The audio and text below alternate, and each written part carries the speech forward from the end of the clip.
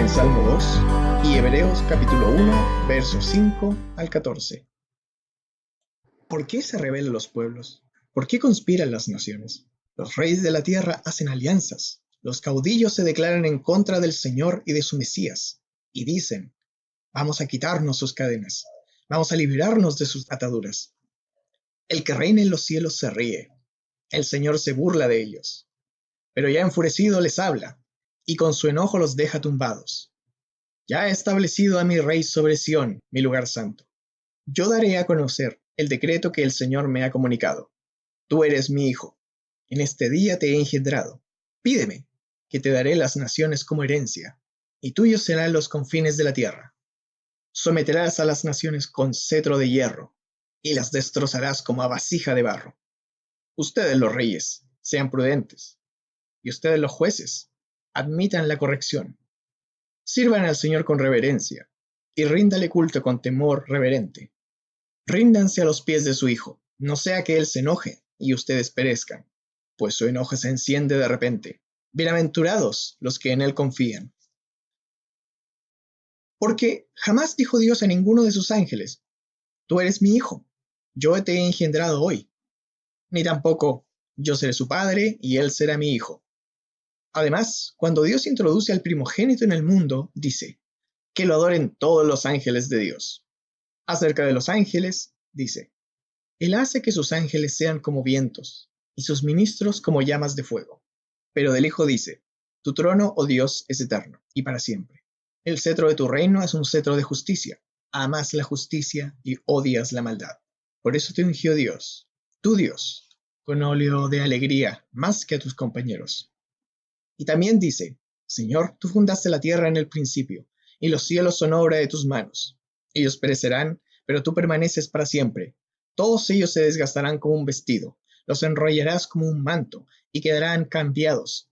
Pero tú eres el mismo, y tus años no tendrán fin. Dios jamás le dijo a ninguno de los ángeles: siéntate a mi derecha, hasta que ponga a tus enemigos por estrado de tus pies. ¿Y acaso no son todos ellos espíritus ministradores, enviados para servir a quienes serán los herederos de la salvación? Bien, bueno, hoy día les voy a hablar un sermón de Hebreos capítulo 1. La semana pasada ya vimos la introducción, hoy día continuamos con el segundo sermón de la serie. Y una de las cosas que el libro de Hebreos nos va a decir en esta mañana es que Jesús es más grande que cualquier cosa que tú puedas imaginarte en esta vida. Ya sea algo que tú puedas ver con tu ojo, tocar con tu mano o sentir con tu cuerpo, Jesús es mucho más grande que todo eso. Y hoy día voy a dar un par de razones, a lo menos 3 razones, para que tú puedas ver que Jesús es más grande que todo.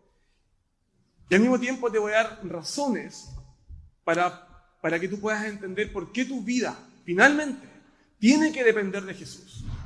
Entonces, el sermón del día de hoy tiene que ver con nuestra disposición hacia Jesús.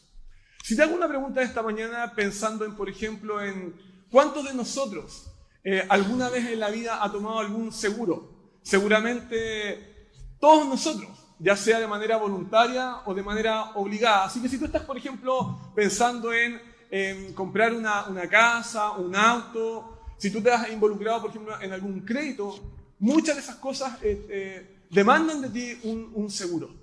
Y cada uno de nosotros, de alguna manera, nos esforzamos por asegurar nuestras vidas. Pero creo yo que el libro de Hebreos nos presenta el mayor seguro que alguien pueda adquirir. Lo bueno es que este seguro no se gana, sino que este seguro es un seguro dado por gracia. Es un seguro que Dios mismo nos da a nosotros para que nuestra vida pueda estar firme. Y de alguna manera lo que va a hacer el libro de Hebreos es que nos va a mostrar la grandeza de Jesús para que nuestra vida pueda estar firme, sólida, cimentada en lo seguro. Así que el relato que hoy día vamos a compartir, lo que va a hacer es que el autor del libro de Hebreos va a citar a lo menos 7 pasajes del Antiguo Testamento para enseñarnos que Jesús, el Hijo de Dios, nuestro Rey, es superior y es más grande que los ángeles. Él va a usar algunas citas del Antiguo Testamento, especialmente de los Salmos, de los profetas y también de los libros de Moisés, de los primeros 5 de la Biblia. para poder mostrarnos que Jesús es más grande. Y la primera razón que nos va a dar Hebreos es porque Jesús es el Rey. Esto es lo que nos dice el autor de Hebreos en el capítulo 1, versículo 5. Porque ¿a cuál de los ángeles dijo Dios jamás, hijo mío eres tú, yo te he engendrado hoy, y otra vez yo seré padre para él, y él será hijo para mí? ¿Les suena familiar lo que el autor de Hebreos nos dice esta mañana? Bueno, si tú has leído el Antiguo Testamento, encontrarás que la cita que el autor de Hebreos toma es una cita que se encuentra en el libro de los Salmos y también en el libro de Samuel. Y lo que hace el autor de Hebreos es que toma un texto casi idéntico al texto que el salmista en el capítulo 2 habla acerca del gobierno del Señor. Tú lo puedes encontrar en el Salmo 2, versículos del 6 al 8. Ya ha establecido a mi rey sobre el monte Sión, mi lugar santo. Yo daré a conocer el decreto. Tú eres mi hijo. En este día te he engendrado. Pídeme y te daré las naciones como herencia. ¿Qué significa esto para nosotros? Cuando tú le preguntas, por ejemplo, a Dios, ¿cómo Él va a vencer el orgullo humano? ¿Cómo Él va a vencer la terquedad, la soberbia y la arrogancia? Dios lo que te dice en este texto es que Él va a vencer el orgullo y la terquedad y el poder humano instalando a su Hijo sobre Sión. En la Biblia nos dice en el Salmo capítulo 2 que Él quiere que nosotros entendamos que Dios solamente a través del gobierno de su Hijo va a poner todo en su lugar. Él es quien vencerá las luchas de poder. Y lo hará primeramente instalando a su Hijo sobre Sión. ¿Qué es lo que es Sión? Sión es Jerusalén. Y lo que el texto nos está diciendo es que Dios va a poner todo en su lugar. Va a vencer el poder humano y la arrogancia cuando Él vaya a morir a Jerusalén por nuestros pecados. Entonces, cuando Jesús muere por nuestros pecados, Jesús no solamente es nuestro Salvador. Cuando Jesús muere por nuestros pecados, Él es también nuestro Señor. De hecho, el libro de Hechos de los Apóstoles nos dice que Dios nos compra con su propia sangre. Por lo tanto, cuando el Salmo te dice que Dios va a instalar a su Hijo sobre Sión y va a derrocar los poderes, la arrogancia y la soberbia, también Él le está diciendo es que Dios le va a dar a su Hijo las naciones. Dios les va a dar a su Hijo, a los creyentes. ¿Por qué razón? Porque en la Biblia las naciones no solamente son sectores geográficos. En la Biblia las naciones son personas. Entonces, cuando Dios dice que Dios le va a dar a su Hijo, a Jesús, las naciones como herencia, lo que te está diciendo, en otras palabras, es que si tú eres un creyente, si tú eres un cristiano, entonces tú le perteneces a Jesús. Jesús es tu dueño, no solamente tu Salvador, sino que tu Rey y tu amo.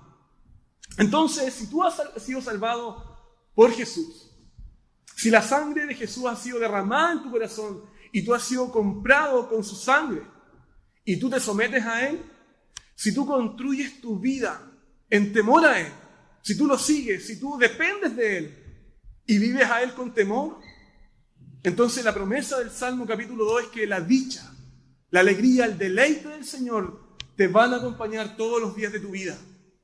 La misma dicha que acompañó al rey David cuando escribió los Salmos está disponible en esta mañana para ti como cristiano. Entonces el autor de Hebreos está tomando esta imagen de los Salmos para enseñarnos que Jesús es superior a cualquier cosa creada en el universo, aún hasta los mismos ángeles. De hecho, la Biblia enseña que los ángeles son criaturas hechas por Dios.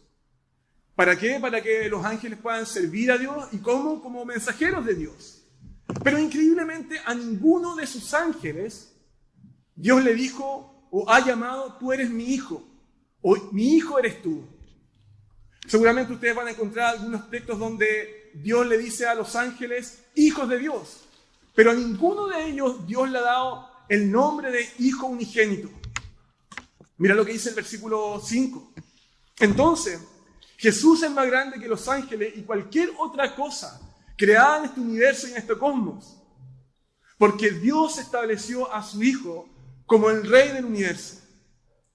Pero no solamente eso, sino que también Jesús es más grande que cualquier otra cosa, porque Jesús ha estado en una relación eterna. En una relación eterna y de amor con su Padre. Imagínate lo siguiente. Imagínate que un día tú visitas una multinacional, una gran empresa que está alrededor de todo el mundo, y tú tienes la oportunidad de poder visitar la oficina del dueño de la compañía. Y de repente tú, mientras esperas ver al dueño de la compañía, algo sucede. Salen de la oficina del dueño un grupo de personas, un grupo de trabajadores. Y luego de la salida de este grupo de trabajadores, sale alguien más. Es un joven. Y ese joven va abrazado juntamente con el dueño de la compañía.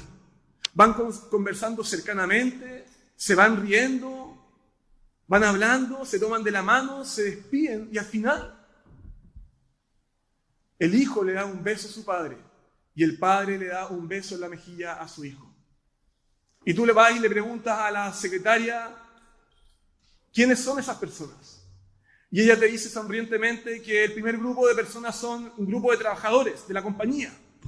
Pero el joven, el cual iba abrazado junto a su padre, no solamente es el hijo, sino que también es el dueño de la compañía. Esta imagen, esta ilustración nos puede ayudar a entender cuál debe ser nuestra reacción frente a este hijo. ¿Ustedes se acuerdan del bautismo de Jesús? Cuando Jesús, luego de ser bautizado, salió del agua, entonces dice el texto que los cielos se abrieron y desde el cielo se oyó una voz que decía que era la voz de Dios. Este es mi hijo amado, en quien me complazco. Esa palabra complacencia en la Biblia significa el deleite de Dios, el gozo de Dios. La complacencia de Dios es un deleite intenso, profundo. Cuando Dios mira a su hijo, dice que Él aprueba a su hijo. Él está satisfecho con su hijo. Él siente un inmenso y profundo gozo con su hijo. Entonces cuando Dios te dice, este es mi hijo amado, te está diciendo que tú solamente a través de su hijo puedes disfrutar de una relación profunda con Dios. Dios te está diciendo que Él solamente puede confiar en Él. De hecho, la Biblia nos dice, maldito el hombre que confía en el hombre. Entonces Él nos está diciendo que cuando Él mira a su hijo, Jesús le produce un profundo gozo, una profunda satisfacción, una profunda confianza. Le está diciendo en otras palabras que los intereses de Jesús son iguales a los intereses del Padre. Te está diciendo, yo solamente apruebo a mi hijo. La Biblia nos enseña que hay un solo Dios, el Padre, el Hijo y el Espíritu Santo, un solo Dios y tres personas. Y que estas tres personas se han amado eternamente desde la eternidad. Eternamente. Desde antes de la fundación del mundo, el Padre con el Hijo y el Espíritu Santo han hecho una danza profunda de amor. Ha habido deleite, satisfacción, alegría intensa. Gozo, deleite, satisfacción, confianza. Y eso ha sido real antes que Dios creara este mundo. Y esa fue la razón por la cual Dios creó este mundo. La creó por amor, porque nos ama. Porque Él quiere nuestro bien. Y Dios quiso por amor poner el universo, el cosmos y la creación en las manos de su Hijo. Entonces Jesús es más grande que cualquier otra cosa. Dos razones.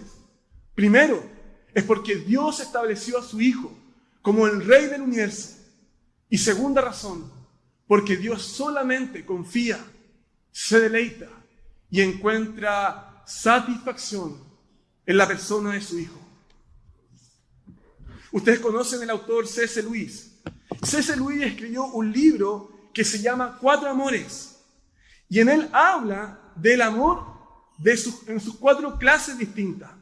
De hecho, Luis dedica un capítulo para poder hablar del afecto como una clase de amor. Y C.S. Lewis en ese capítulo lo que hace es que cita una obra célebre de un escritor y humorista irlandés que se llama Lawrence Sterne. La obra se llama Tristram Shandy. Y en esa obra cita lo siguiente, dice: mi padre y tío Toby están lejos de tener algún interés o alguna idea en común. Pero cuando tú los miras a ellos no pueden hablar ni siquiera 10 minutos sin discutir. Sin embargo, cuando tú estás con ellos hacen sentir su profundo afecto mutuo. Nos hacen sentir su profundo afecto mutuo. ¿Qué tiene que ver esto con nosotros? Tiene mucho que ver, porque si tú crees en todo lo que el autor de Hebreos te está diciendo, si tú lo crees con todo tu corazón, si tú dependes de Jesús, si tú pones tu vida en las manos del Señor, esa clase de amor, esa clase de afecto estará en tu corazón sin importar las circunstancias. Podrás amar a las personas, podrás entregarle afecto, aún incluso cuando hayan grandes barreras de edad, clase o distinción de educación. ¿Y sabes por qué? Porque el amor del Señor va a dominar tu vida. Dios dijo, porque Dios ha derramado su amor por medio del Espíritu Santo sobre nuestros corazones. Entonces ahí está. Jesús es más grande, porque Él es el Rey amado de Dios. La segunda razón que el autor de Hebreos nos da en esta mañana es que Jesús es más grande porque Él merece toda nuestra adoración. Él merece toda nuestra adoración. Eso tú lo puedes encontrar en los versos 6 al 8. De nuevo, cuando trae al primogénito al mundo, dice, y lo adoren todos los ángeles de Dios. De los ángeles dice, el que hace a sus ángeles espíritus y a sus ministros llama de fuego. Pero del Hijo dice, de Jesús dice, tu trono, oh Dios, es por los siglos de los siglos. No sé si notaste dos cosas que el autor de Hebreos nos dice en esta mañana. El verso 6 dice que Jesús debe ser adorado por los ángeles. Y el verso 8 te da la razón. ¿Por qué? No solamente los ángeles, sino que toda la creación debe adorarlo. Te lo dice. Dice que porque Jesús es Dios. Esa palabra que tú puedes ver ahí arriba, primogénito, significa en la Biblia que a Jesús se le ha dado el primer y más alto lugar sobre toda la creación. Significa que Él es el más grande que cualquier cosa que tú puedas ver, o puedas sentir, o puedas tocar, o puedas imaginarte en tu vida. Jesús es mucho más grande que todo eso. Entonces, cuando el autor de Hebreos dice esto, lo que está haciendo es que está usando una imagen, una idea que el salmista usó en el Salmo 89, versículo 27. Yo le daré los derechos de mi progenitura, la primacía sobre los reyes de la tierra. Ese texto es un texto cristocéntrico, en el fondo puesto ahí para que nosotros pudiéramos mirar quién iba a ser Jesús. Sin embargo, de las criaturas, de los ángeles, de los seres espirituales, se nos dice que fueron creados por Dios, hechos por Dios para que les sirvan. Mira lo que dice el versículo 14 de Hebreos. ¿No son todos ellos, por los ángeles, espíritus ministradores, enviados para servir por causa de los que heredarán la salvación? Es decir, nosotros, los cristianos, los creyentes. ¿Qué significa todo esto para nosotros? Cuando el autor de Hebreos te dice que Jesús es el primogénito, te está diciendo que Él tiene el primer lugar sobre toda la creación. Te está diciendo que no solamente los ángeles deben adorarlo, te está diciendo que todo el universo debe rendirse a sus pies. En otras palabras, te está diciendo que nada en este mundo debe ocupar el primer lugar en tu vida, sino solamente Jesús. Te está diciendo que Dios quiere que tú adores a su Hijo, que tú veneres, que tú te postres delante de Él, de Jesucristo. que te inclines, que lo sirvas, que lo ames con todo tu corazón y que sirvas en su reino. Eso es lo que Dios nos dice en esta mañana. ¿Notaste que el autor de Hebreos nos dice en el verso 8 nuevamente que Jesús es Dios y que su gobierno es eterno? Pero del Hijo dice: tu trono, oh Dios, es por los siglos de los siglos. Entonces el autor de Hebreos te está diciendo que Cristo es más grande porque es un rey, porque Dios se complace en su Hijo, porque es Dios y porque Él es el creador del universo. Mira lo que dice el versículo 10. También tú, Señor, en el principio pusiste los cimientos de la tierra y los cielos son obra de tus manos. Y eso se refiere al autor de Hebreos, a Jesucristo. Te está diciendo que Cristo fue directamente el autor y el creador del universo. Jehová no solamente es el autor del universo, el Padre no solamente es el ingeniero del universo, Cristo es el autor, el constructor, el arquitecto de esta creación. De hecho, el apóstol Pablo lo afirma en su capítulo 1 del libro de los Colosenses, en el versículo 16. Porque en Él, en Cristo, fueron creadas todas las cosas, tanto en los cielos como en la tierra, visibles e invisibles, ya sean tronos, dominios, poderes, autoridades. Todo ha sido creado por Él, es decir, por Cristo, por medio de Él y para Él. Piensa en lo siguiente. Imagínate el proyecto más grande que tú puedes imaginarte en tu mente. Los dueños de este proyecto son 3 ingenieros, en igual importancia, en igual categoría, en igual valor. El primer ingeniero es el ingeniero de operaciones. Él diseña junto a los otros ingenieros. Pero hay un segundo ingeniero, que es el ingeniero a cargo, el ingeniero ejecutor, el que va a construir el proyecto. Y este segundo ingeniero es el que lleva a cabo toda la obra. Y hay un tercer ingeniero. Ese tercer ingeniero es el ingeniero supervisor, el que se encarga de poder asegurar la garantía a largo plazo de la obra. Ese proyecto de ingeniería es el mundo. El primer ingeniero es Dios, Padre. El segundo es el Hijo. Y el tercero es el Espíritu Santo.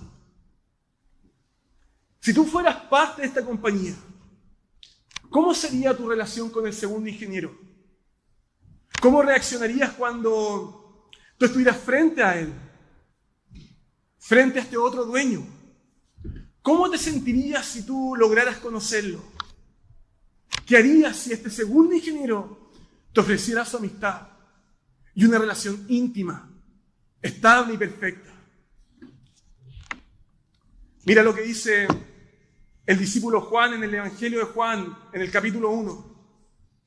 Todas las cosas fueron hechas por medio de Él, es decir, por Cristo. Y sin Él, nada de lo que ha sido hecho fue hecho. ¿Estás buscando conocimiento? ¿Estás buscando ciencia, inteligencia? La Biblia nos dice que el mundo fue creado por Jesús. ¿Y sabes la razón? Porque Jesús es la eterna sabiduría de Dios. No sé si lo notaste. Te dice, no solamente que Jesús tiene sabiduría, Jesús es la sabiduría. Mira lo que dice el libro de Proverbios en su capítulo 8, verso 14. Hablando de Cristo. Mío es el consejo y la prudencia. Yo soy la inteligencia y el poder es mío.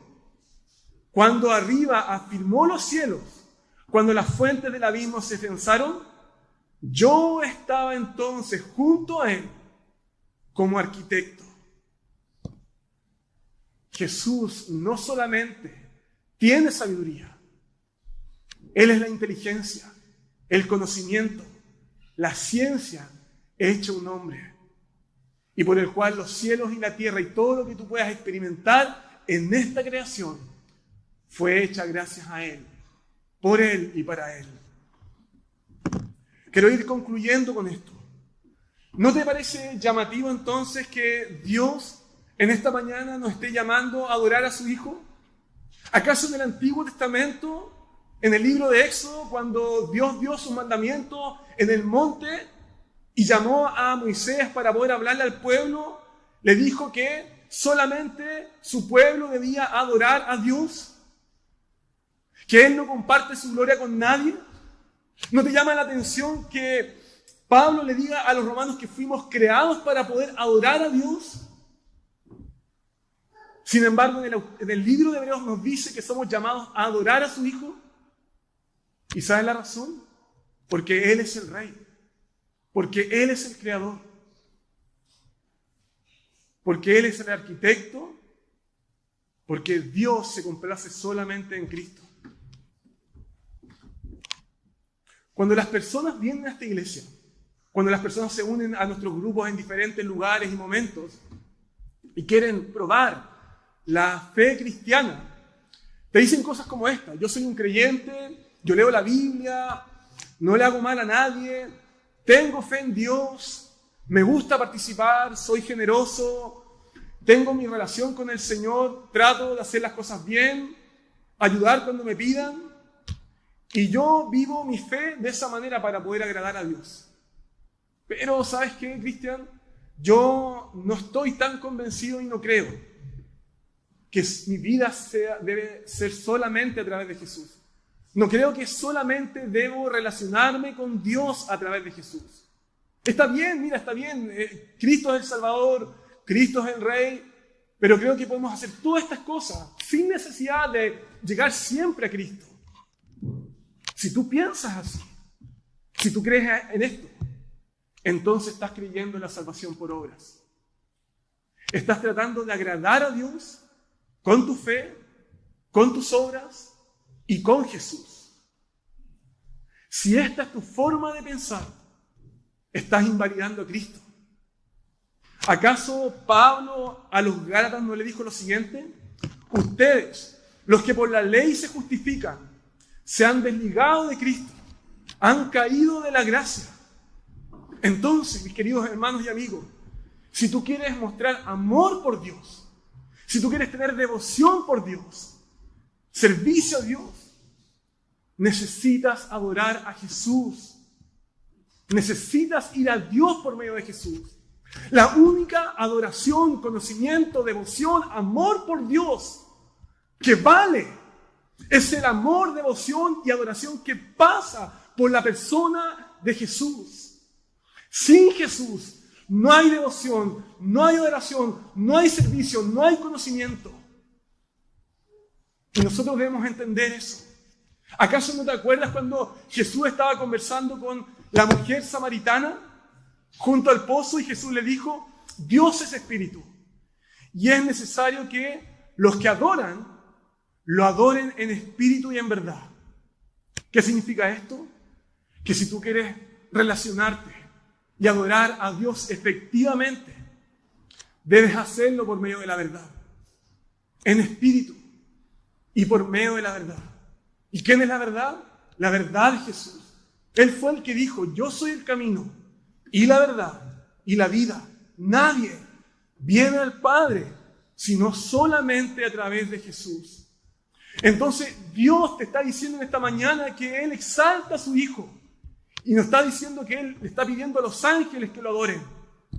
Y yo te pregunto en esta mañana, ¿estás adorando a Jesús tal como el Padre pide que lo adoren? ¿Llevas una vida centrada en Jesús? Queridos amigos, la vida cristiana consiste en una vida de total dependencia de Jesús, confiar en Jesús y adorar a Jesús. Entonces yo me pregunto esta mañana, ¿estás llevando este estilo de vida? Ser un cristiano es llevar una vida en contacto vivo con Jesús. Este año muchos de ustedes, muchos de nosotros tuvimos el privilegio de poder visitar el barco Logos Hope, ¿se acuerdan? En el puerto de Lilquén. Fueron tardes de alta fila, de cansancio, visitas anecdóticas. Yo nunca personalmente había entrado al puerto de Lilquén. Vi la tremenda embarcación del Logos y una de las cosas que me llamó mucho la atención fue ver unas cuerdas, no sé si las notaron, unas cuerdas grandes que habían, que salían de la nave amarradas a la estación de concreto. Queridos hermanos, yo no soy experto en embarcaciones. Seguramente esa conversación la pueden tener con Joaquín o con Santiago. Pero supongo que esas cuerdas gruesas, mantenían firmes a la nave. No importa cuánto viento, no importa cuán oleaje, la nave siempre estuvo firme. Si tú crees en Jesús, si tú confías en Él, no importa. No importa cuánto viento, cuánto oleaje, tu vida estará segura y firme. Gracias a Dios. Que el Señor le bendiga.